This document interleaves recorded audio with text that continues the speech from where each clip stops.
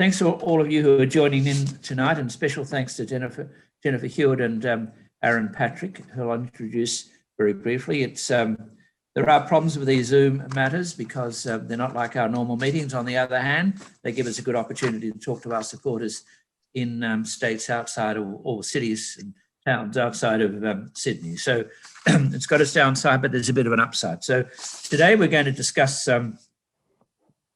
politics, contemporary politics from a Melbourne and a Sydney perspective. And the speakers are Jennifer Hewitt, and you know these people very well, National Affairs columnist at the Australian Financial Review, and Aaron Patrick, senior correspondent at the Australian Financial Review. They're in the paper virtually every day. And so we're going to lead off with Aaron's going to make some brief comments, and then Jennifer's going to make some brief comments, and then we come to Q&A.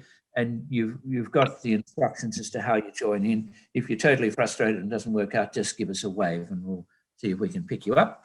So many thanks, and we lead off with Aaron Patrick. Aaron.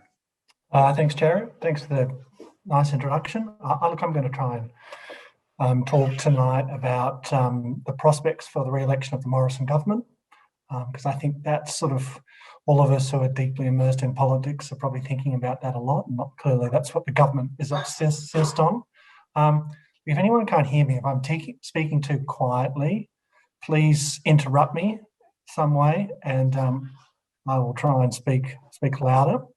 And I'm just going to try, and I don't have a set speech. I've just got some notes, so I'm just going to speak very informally. Obviously, we had the news poll this morning, and it had the coalition ahead. Sorry, the Labor Party ahead, 53 to 47. This was the biggest gap there's been in news poll numbers since before the 2019 election. Now, the methodology of news polls changed since then, and it could be an error number, and the margin of error for these polls is probably 2 to 3%. But still, it does vindicate, it does continue a trend, which is the Labor Party's been ahead in news polls since January 31. So, and this is a pretty big gap for news poll. Now, big question is why is the coalition in the middle of a crisis and incredibly strong economic growth doing so badly in the polls? And the obvious reason is, as we all know, is because primarily because the vaccine rollout is perceived to have failed, and the federal government and Scott Morrison are taking the blame for this. It also shows that after some criticism out of last year of the opposition and opposition leader Anthony Albanese, is that they are being quite effective. The opposition is on its game, and they have prosecuted the vaccine issue pretty strongly from the start. And in fact, they were ahead of public opinion in criticising the rollout, the pace of the rollout of the vaccines. What I'm interested in particular is, well, does the reality of the situation match the perceptions of federal government failure? And I would argue it doesn't. I would argue that Australia is actually doing reasonably well. So, look, the vaccine rollout we are ranked, I think, I looked at the figures today, and I think we're ranked about 110th in the world, only 5 places below New Zealand in terms of covering our population with the vaccines. 60% of those over 50 have already been vaccinated at least once, and 3/4 of people over 70 have already been vaccinated once. Total numbers about 10.1 million, which is pretty solid. And the real measure of how we're doing during the pandemic at this point should not be, if you're thinking about objectively how many people are vaccinated, but just how many people have died. And we are obviously in the bottom 20% of deaths per capita in the world. Total number at the moment, I think, is 914 people in Australia have died, which is about the same number of people who died from the flu in 2019. And the reason that the vaccinations that we aren't, the there's two problems with the vaccines. There's two political problems with the vaccines. One is federal government set expectations too high initially, and they said we were at the front of the queue, and people believe them because Australians are used to being told that they are world leaders and the world is jealous of us, and so they believed the Prime Minister when he said that. We may have been at the time, but clearly we weren't. I do think the vaccine problems have been accidental. The University of Queensland vaccine sounded like it would have been very effective. Problem is, no one realised it was based on the HIV virus. And when you've got a false positive reading for HIV, they just decided the population wouldn't take it, and they were probably right. Also, we ran into problems with AstraZeneca, in part because some doctors talked up, I think, probably unfairly talked up the potential harm that the AstraZeneca could do. So that vaccine was partially discredited, which I think hurt probably vaccine take-up. But the big problem, the big underlying problem is that voters have adjusted their expectations in Australia. As the Prime Minister said, we're prisoners of our success. So the voters want no COVID and their freedoms, okay? So this expectation means that even anti-lockdown governments like New South Wales have to take measures to try and eliminate the disease, even though elimination has always been agreed at National Cabinet as not Australia's objective, okay? And I saw Gladys Berejiklian was using the word squash today, but it seems to me clearly that we have an undeclared elimination approach in Australia. At the same time, you've got state governments which are really good at shifting blame for any problems to the federal government. And whenever they do so, those messages get amplified because political journalism loves conflict. So that leaves the Morrison government in this terribly tricky situation of being held responsible for factors which are partly but not entirely out of its control. Vaccine and also the issue of quarantine and quarantine failures. And I think it's interesting to note that the current outbreak was apparently caused not by a failure of hotel quarantine, but by a professional driver who was exposed to an American air crew who were actually driving a cargo plane. Nonetheless, I think there's a perception in the community that the federal government, because they didn't set up quarantine centres out in the countryside, out in the bush, a long way from populations, therefore share a lot of the blame for what is perceived to be a failure of hotel quarantine. Although I would argue, I think, given the huge number of people who've come through hotel quarantine and the relatively small number of leaks, that it's actually been really successful. Anyway, there was a great comment from a reader, which I think summed up the public mood today in the Australian today on their news poll article, and it was from a gentleman called Miles Long, and he wrote, "I want the Morrison government to give us a firm roadmap out of this mess. I'd like the fully vaccinated to receive more freedoms, which would really encourage others to get vaccinated. Singapore has done this and provides a good example." And I thought that, in a way, sort of sums up a lot of the public mood. People are over this and they want to get released and they want some leadership from the government. And I think the government probably was at one point looking at what happened in the state elections. They look at what happened in Western Australia. And they thought, we'll go to a lockdown election and we will romp it in because people will be so grateful that we stopped their parents and grandparents from dying. And the mood is moving on. I think as this year progresses, people are going to place their freedoms at a higher priority. We're not there yet, but we're in a position of transition. Now, does this mean the Morrison government is going to lose the election? Not necessarily, okay? Once we get going, governments are actually really good at getting things done. It looks like we're going to have 6 million doses of Pfizer arrive in Australia over the next 6 weeks. And there's no reason to think that Pfizer won't meet the target of 40 million doses by the end of the year, which will mean that within 4 to 5 months, every Australian who wants to be vaccinated should be able to do so. And you've even got New South Wales today talking about now extending the vaccination coverage to teenagers and children. So planning is clearly underway. You'll also notice the government shifting rhetoric.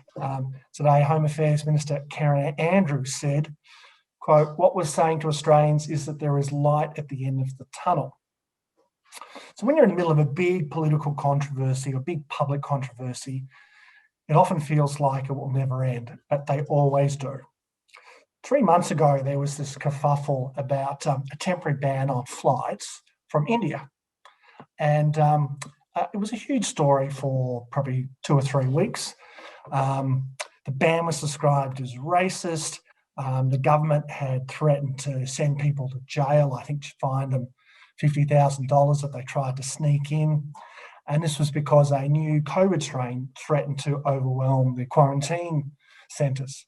That COVID strain was later renamed the Delta strain. It was such a big deal that Senator Christina Keneally held parliamentary hearings. She questioned aggressively DFAT officials about how many children were stuck in India. It got international coverage. Today, that debate is entirely forgotten. And after that, just a few weeks ago, foreign arrivals were halved, stranding tens of thousands of Australians overseas, and it was barely debated. The entire political landscape about this issue has shifted, and that issue has been forgotten.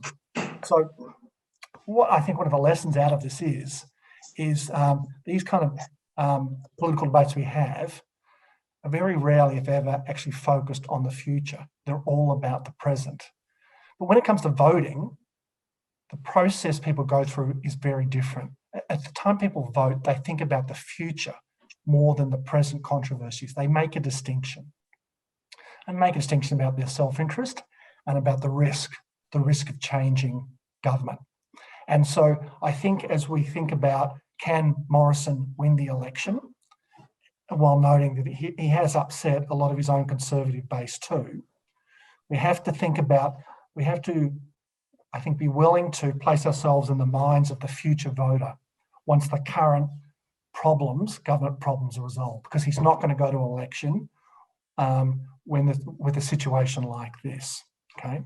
So in that window we have that will arise between vaccines being available to everyone and presumably most Australians availing themselves on them, and the decision has to be made about opening the borders and stopping lockdowns, I think you've got a window there which the government will presumably take advantage of and go to an election.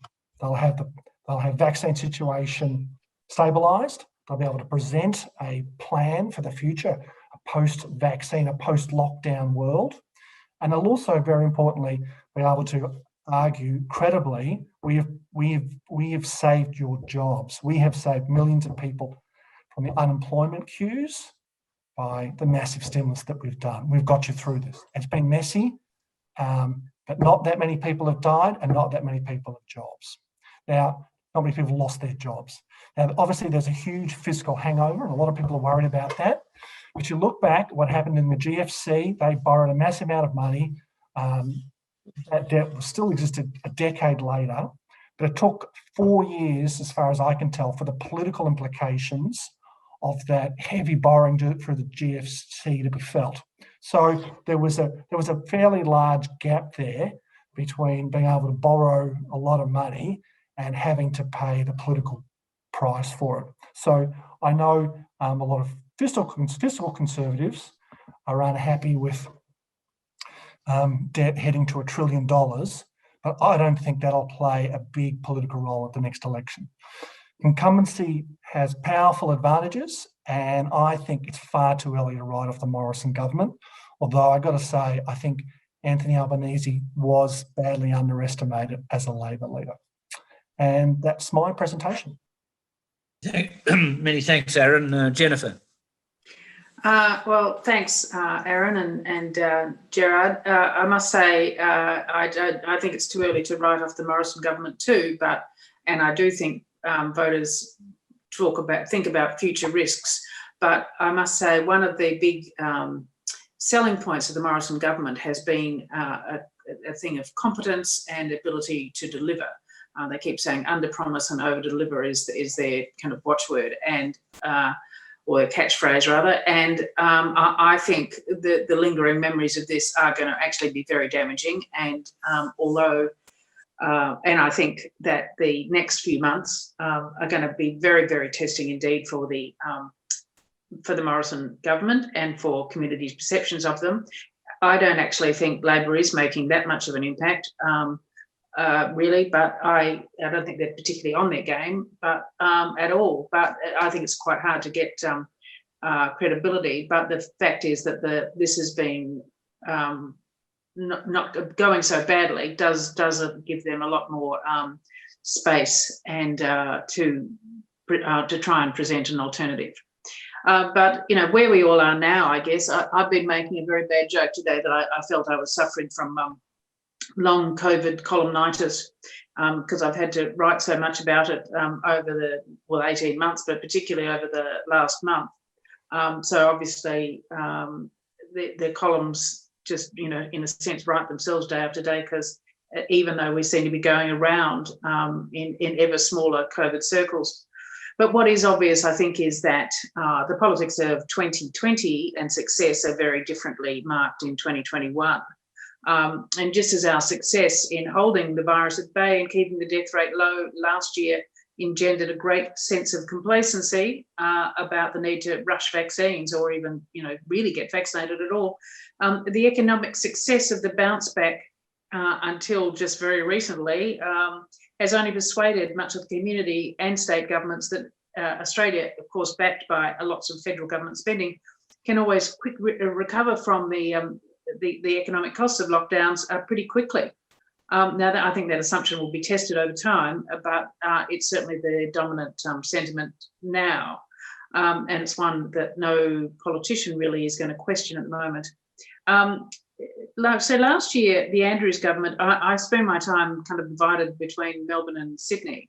And I spent a lot of time in lockdown in Melbourne last year. And the Andrews government was often criticised, including by me, I must say, because of its extended and I thought, and many people thought, unnecessarily harsh lockdown regime, particularly after its own repeated quarantine and contract tracing failures in Victoria last year, and as well as a kind of refusal to accept any responsibility for that. New South Wales instead became the national exemplar of an alternative approach that could work effectively to control outbreaks without shutting down the economy and almost all movement, as is happening in Victoria in particular. But of course, as we know, the advent of Delta, accelerated by New South Wales' own egregious quarantine failure with the limousine driver and not insisting on vaccination. And if one happens, you can be unlucky, but clearly there's a whole lot of holes in the system. It suddenly changed thinking, I think, about the smart response this year. So Daniel Andrews today extended the lockdown that was supposed to end after 5 days tomorrow night, and saying this is not going to be the responsible thing to do. But complaints in the state, well, the mood's going to be miserable. It's lockdown number 5 after all, but I think they're going to be muted because everybody can see, instead of looking at what's happening in the rest of the world, well, obviously people are doing that too, but they're also looking at New South Wales. And I think the political fallout is as helpful to Andrews as it is damaging for the leaders for Gladys. I mean, the difference, I think, is that, last year he was often derided as Dictator Dan, of course, and our Glad was our heroine. But, that's, I think, community patience with that is running out a bit.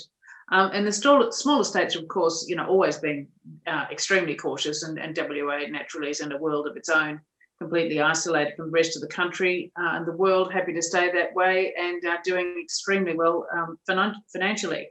So I don't think the "I told you so's" from the rest of the country and even much of the New South Wales population will change, even assuming case numbers very slowly, it seems, reduce over some indefinite period in New South Wales.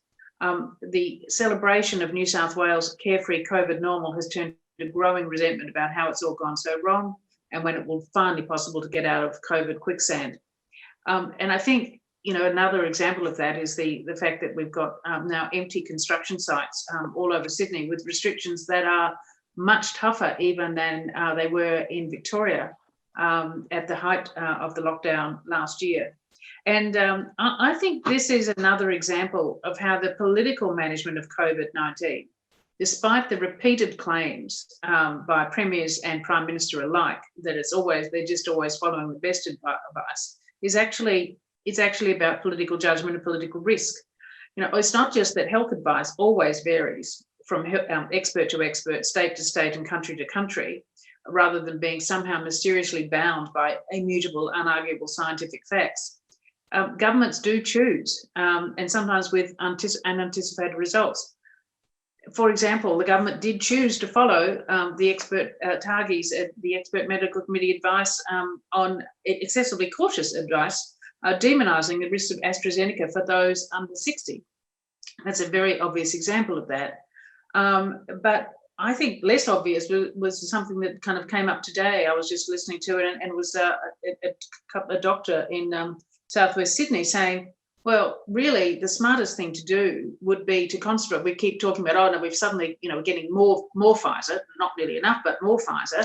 And he said, well, why wouldn't you just concentrate all of that Pfizer on supplying and vaccinating anyone of any age in Southwest Sydney as the best way, the most effective way to quickly stop the greater spread of the virus, rather than spreading out very limited supplies and prioritising older people all around the country. And of course, political judgments means this option is never even going to be seriously debated. So of course, we've also got the New South Wales government, which will not concede it made a mistake in not going straight into hard lockdown immediately or very quickly when faced with an outbreak of a much more infectious Delta variant in an unvaccinated community. I mean, I certainly was hoping they'd succeed, and I thought the gamble was worth it. Well, of course, I was wrong, and I think that they were very, very clearly wrong. But naturally, all they say is they were following the best health advice at the time. But Kerry Chant makes it clear her role is to provide broad, she said again quite explicitly today, her role is to provide broad principles and define public health objectives, and then leave it to government on how best to implement that. So the cold turkey for the entire construction industry in New South Wales, even with larger sites that do have very, very strict COVID management plans, the government decided still was going to spread things too much. I think that's also in part because so many tradies and construction workers and site delivery workers come from the highly infected areas of southwest Sydney, rather than say what happened in the northern suburbs of Sydney earlier this year or last year. So the economic cost of a massive disruption to such a key industry is going to be actually just massive. And I don't think we've even got a grip on that yet. So that's in part why the timetable for it reopening is far more precise than the very vague idea of when we're going to get out of lockdown in Sydney. Similarly, the Berejiklian today was extremely vague on how the new financial assistance for business and payments for individuals of up to $600 a week are going to possibly fill much of the economic hole being dug every day of this extended lockdown. So the signs, of course, always all point in the common direction, which is far more federal assistance from Canberra. Josh Frydenberg is very unhappy about this and very reluctant to really entertain it at the moment. But I really do not think this will last. The federal government ceded far too much authority to the states to try to play tough guy now, and Morrison understands the politics all too well. It may well be that I agree with Aaron that clearly the government will be in a much better position when it does actually have to go to an election. But the seats are tight, and it actually has to pick up some seats. Particularly in New South Wales, and maintain them all in Queensland, obviously. And so I think you saw what happened in Victoria when they kept changing how the national payments would go, and Daniel Andrews just stood up on Thursday and said, well, there's no way that Victorians are going to wait for a week or wait to be eligible for a week, and within hours, Morrison had backed down on that. So I think those demands for more federal funds will intensify until vaccination rates are high enough to render lockdowns more or less redundant.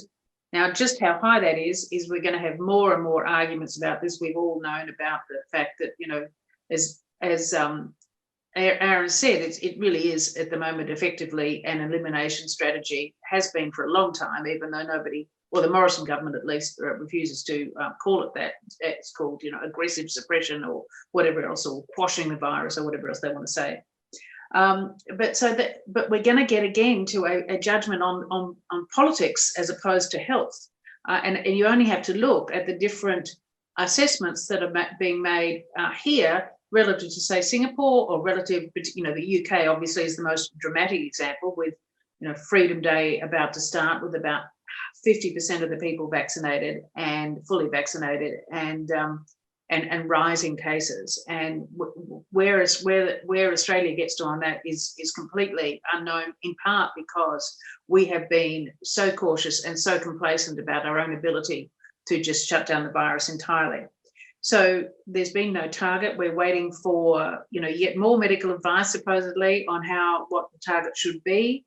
Berejiklian has been suggesting for some time, mainly because there was no target coming out of Canberra, that 10 million jabs, which she said initially was equivalent to 80% of the population, would need to be the trigger really for being able to reopen completely and avoid lockdowns. Well, because of the susceptibility of children and teenagers to the virus, of the Delta variant now, she was now making a big deal today saying, well, that's equivalent to 62% of all adults. Now, of course, we all know that in many ways the first half is the easiest to get, because they tend to be, you know, quite keen to get the vaccine.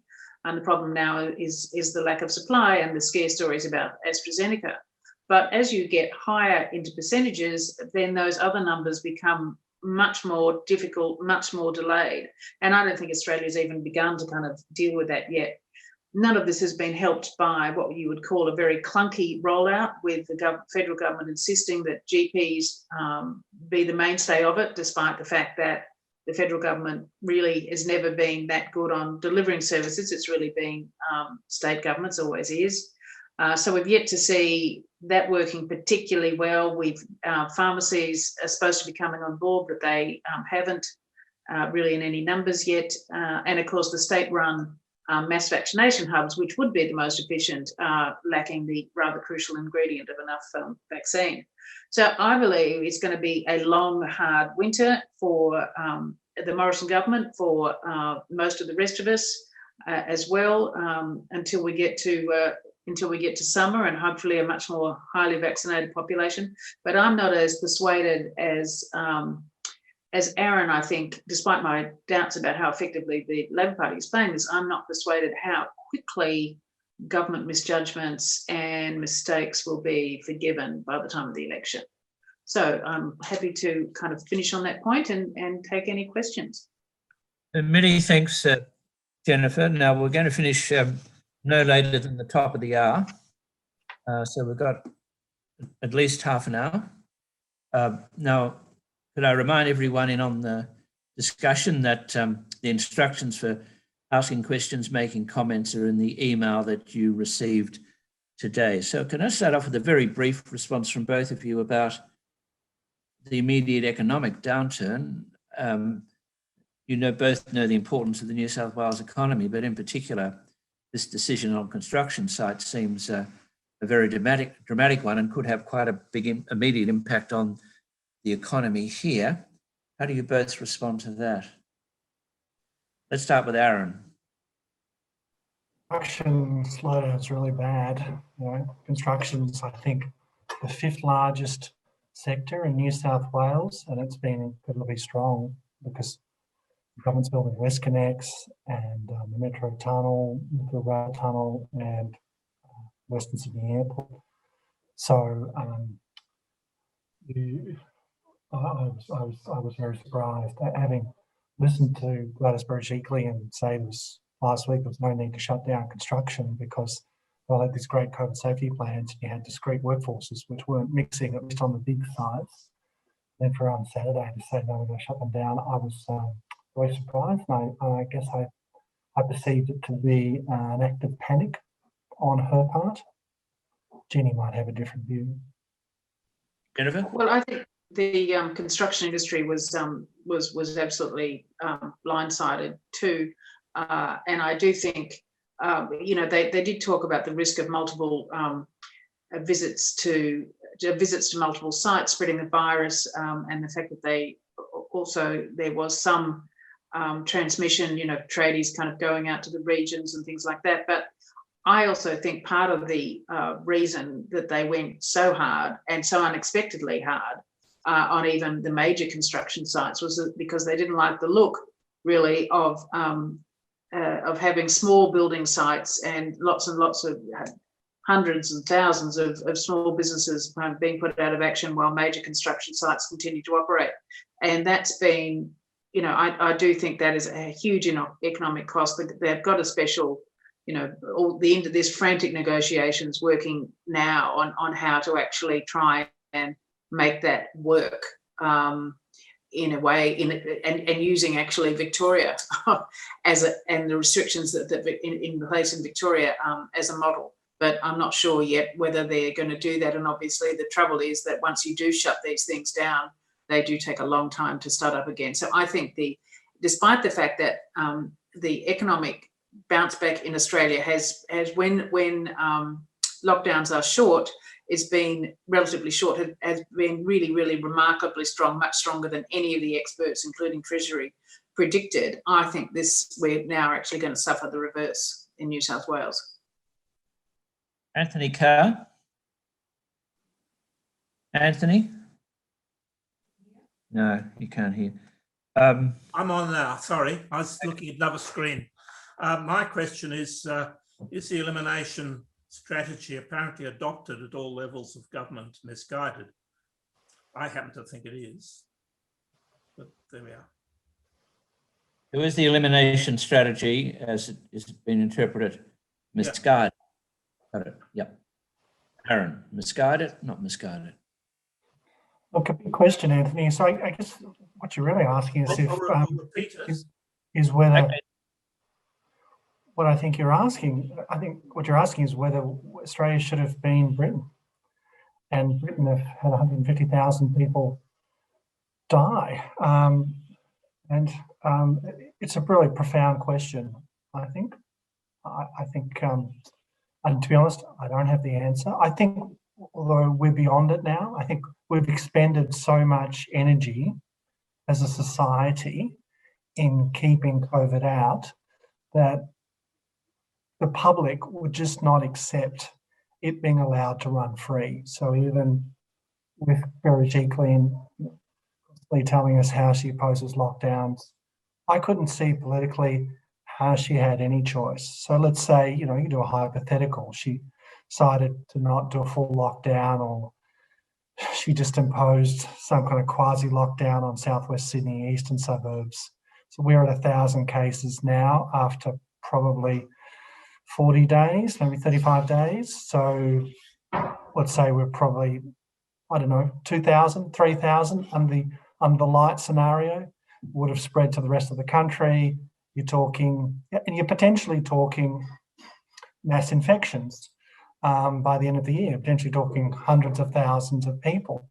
And you'd have a completely different scenario the country's facing, and you would have Gladys Berejiklian blamed for that. And I think I think the political consequences of that would have been quite profound, to the point where possibly, depending on fatalities and public anger, risk to the government, which is, I think a minority at the moment. So while I hate lockdowns, and I'm here with two teenagers who are inside 23 and a half hours a day and missing school and sport and their friends, while I hate to test lockdowns.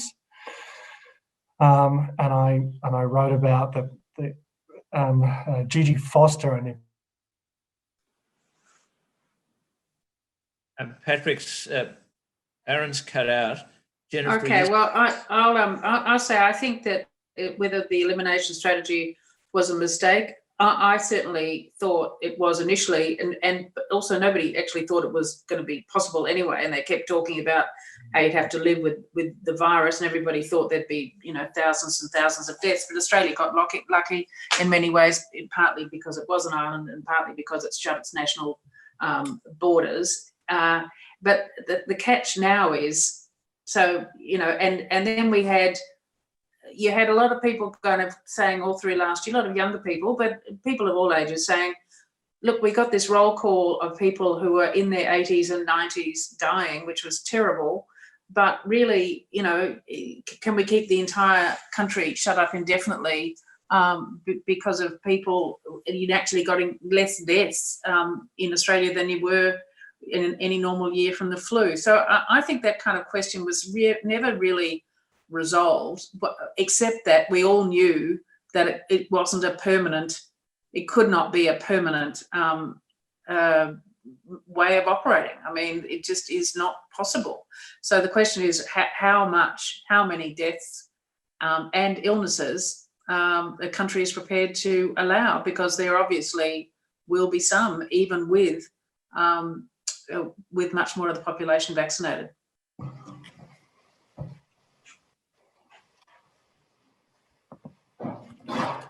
So you're saying that the Singapore approach is wrong?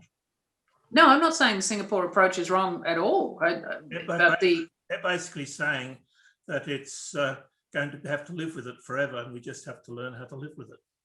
Oh no, I think that's the only option. Really, I do think that's the only option. But as Singapore has pursued a very aggressive, if you call it aggressive suppression or whatever, it has pursued a very aggressive, effectively elimination strategy for months. It's now talking about the idea with more of the population vaccinated, only now talking about living with the virus and only talking about hospitalisation rates rather than just infection rates, which to me makes much more sense. Well, they've Anthony, you've had your go. Okay, so now we're going to go Jacqueline Wilcox, Paul Blanket, and Frank Conroy. Jacqueline.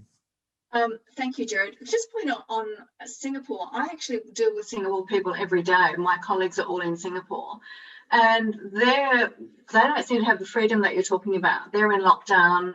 They've gone now to, yes, they can dine out, but they only can dine out with 2 people. I don't actually see it as this very free society just yet.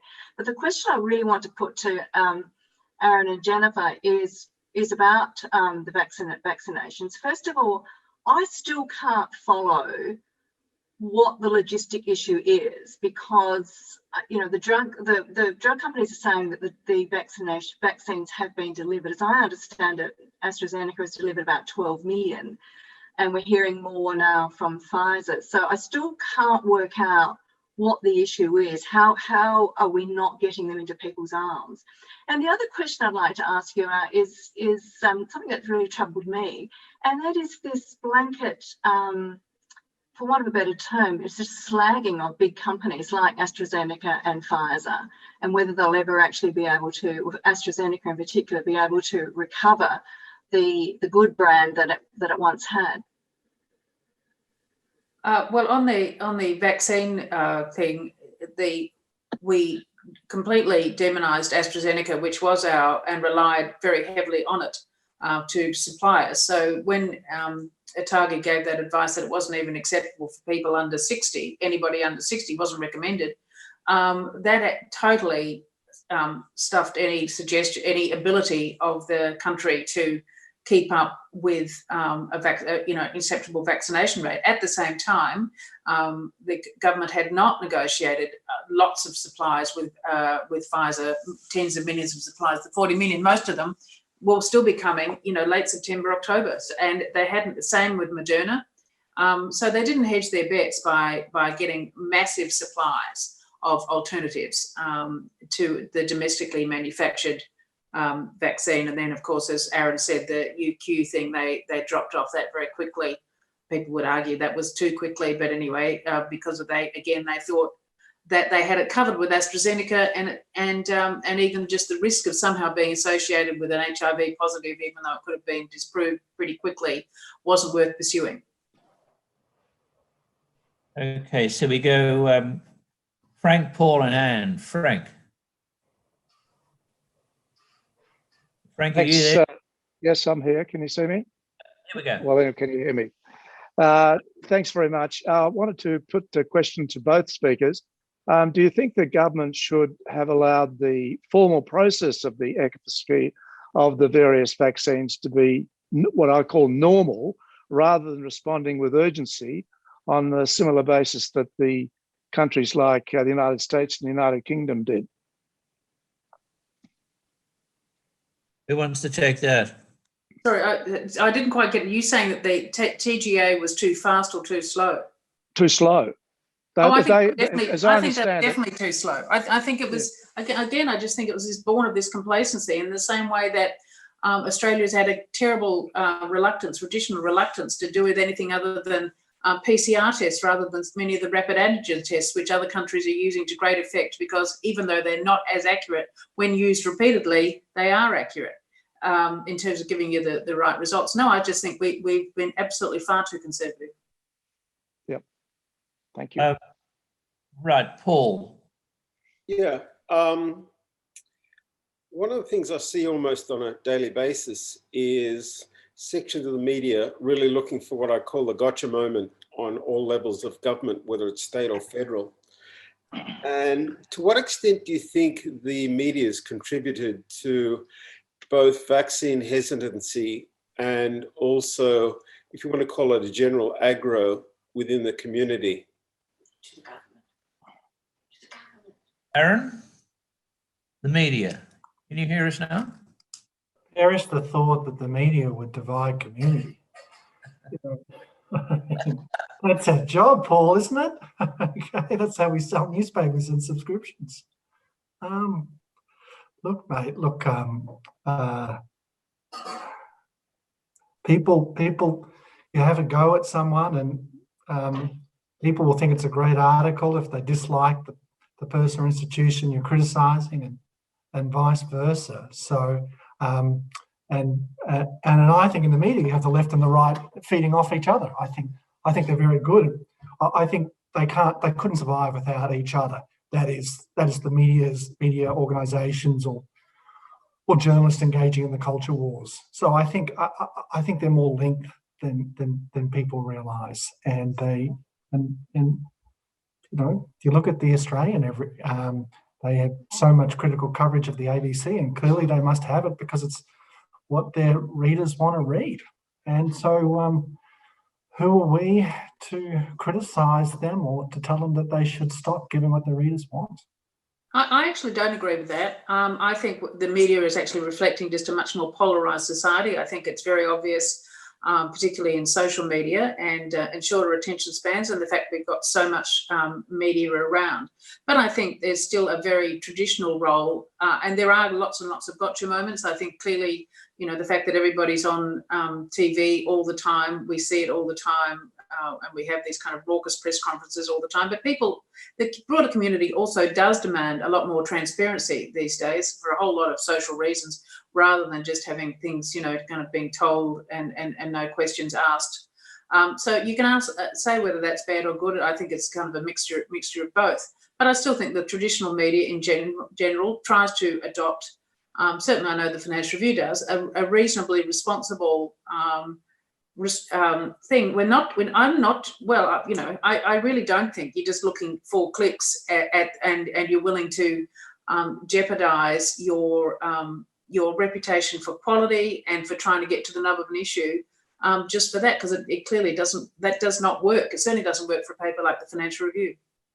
Well, I want to jump in and say there, just to clarify that my previous comments did not apply to the Financial Review, which I first joined in 1999. Look, I was, you know, given we all probably here read Gerard Henderson's Media Watchdog, there's a lot of coverage there of the ABC too, and I a few months ago I went back and I was reading some of Paddy P.P. McGuinness's columns from the 80s, and I just wanted to learn a bit more about him, where he was coming from, and I was struck by how obsessed he was with left-wing bias on the ABC, and I realised that nothing had really changed. The ABC is what it is, and the right-wing criticism of it has been sustained throughout the decades. So I think social media has made these differences more visible. I remember working on Fleet Street 15, 20 years ago, and the ideological divides there were as deep as any today. So I think what we've got here is something that has been around for a long time.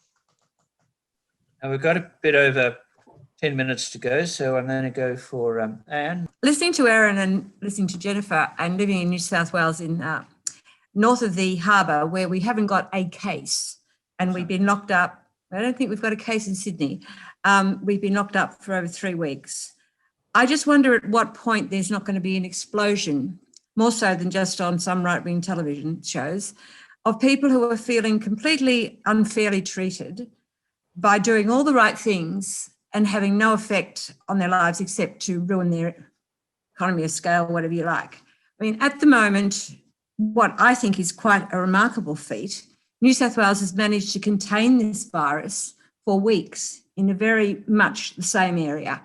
They haven't locked down the whole of New South Wales, but they have made people's lives miserable in areas where there is not a case. So how long can we go on before there won't be just an explosion of people feeling they've had enough? Well, I don't think Australians are prone to explosions, because you would have seen it before now. In fact, they're incredibly compliant and often irritatingly so, I would imagine, for many people. But I think that the whole argument is that you couldn't, unlike the northern suburbs where you could much more effectively kind of wall off this or wall off a whole area, it's much harder to do in southwestern Sydney, which is much more of a distribution centre. And although you may not have any examples of it now, if it was if the northern suburbs or rest of Sydney was, they tried to do that. They effectively tried to do that, and it didn't work in terms of containing the numbers of the virus. So that's why they've got tougher restrictions on southwest Sydney, much tougher restrictions on southwest Sydney. But the idea that you can kind of just let the rest of Sydney go and it wouldn't eventually spread, I don't think is realistic. Okay, so we're going to go to John Joyce. Thanks, Gerard. I think I echo a bit of what Anne said here, but I'm wondering whether our two journalists feel that there's a suppressed anger at the illogicalities and impositions of lockdowns, which hasn't really been allowed to be expressed, but might be expressed at the ballot box with a sort of resentment of both major political parties. Well, the question is, yeah. Well, will there be resentment at the ballot box? And if there is, against whom? Who will the resentment be directed at? I guess that's the question. Well, I'm sorry, I don't know if Aaron, are you speaking, Aaron? Anyway, look, I'll just say quickly that what you saw and what really spooked the federal government was the WA election last year, where the most absolutely difficult government to deal with and the one who was most prone to lockdowns and border closures and things like that was absolutely resoundingly re-elected. So I think the community is split on this. I think it'll be increasingly more evenly balanced, but until so far, it's still been the majority of the population that kind of are keener on the lockdowns and things than you'd think. But I do think the mood is changing quite fast now, and we'll see what happens. The thing is, John, we've got bipartisan support on lockdowns. So all things being equal, then you would assume that would drive people who've been severely inconvenienced by this, including losing their jobs, to minor parties. But the most recent example, it didn't happen, which was Upper Hunter and the by-election there. And you had some very high-profile non-major party candidates or running, and you had the Nationals, the incumbents, cause a by-election, in really unfortunate circumstances, and they got a swing to them. I think it was 2.6%. So that didn't bode well for the One Nations and the shooters, farmers and fishers picking up votes from disenchanted right-wing voters who are upset with the coalition embracing eradication and lockdowns. Thank you. Dimitri, are you there? Hi, Gerard. Do you hear me? Yep. Hi, Aaron, Jennifer. Thanks for your comments. If I can just take the questioning in a slightly different direction, does not the issues with vaccine distribution highlight a more fundamental issue or problem within the Australian economy, and that is the influence of stakeholder groups on public policy? And I draw the examples of the AMA and the Pharmacy Guild having a turf war about who can distribute vaccines, and the desire of Canberra to centrally plan and control everything. And I draw your memories back some 7-8 years ago when there was a debate to permit the supermarkets to provide pharmacy services, which was blocked ostensibly by the power of the Pharmacy Guild. And the supermarkets, who are experts in logistics, could have been wonderful in distributing vaccines across Australia. And if I may direct that question, particularly at Aaron, given his eloquent writings about Woolworths and Mossman. Thanks, Dimitri. Thanks for the feedback. Glad you're liking the coverage. Mate, look, I've got to be honest with you. I don't understand what's going on behind the scenes between the GPs and the pharmacists, and if the pharmacists feel they've been squeezed out by the GPs, and I'm sure there's an amazing story to be told there, but I just don't really know what's going on. But I completely agree with the sentiment you expressed, which is we should be using all the supply chains we've got in the community to get these out. Although I've got to say, I was interested to read today that New South Wales government converted a Bunnings warehouse in Lake Macquarie in 6 weeks to a Pfizer distribution centre, which is going to be able to do 20,000 vaccinations a week. So I must admit, I was pretty impressed by that. Okay, I so think the other point is, of course, that it is normally state governments that are responsible for most of the delivery of services, and the federal government was very reluctant to get them involved, and really only wanted to deal with the GPs, which I think was a mistake. And the state governments have obviously arced up and produced them, and now eventually they will, I think, be a more efficient way of getting the vaccination done in a speedier, more efficient way. On the remaining few minutes, and I can conclude by asking you a question that you cannot answer about the next election. Now, I guess it's understood that there won't be an election this year, but the government's got options, I guess. There's got March, May. What do you two think? Let's start with, how do we start off today? Let's start with Jennifer and then end up with Aaron.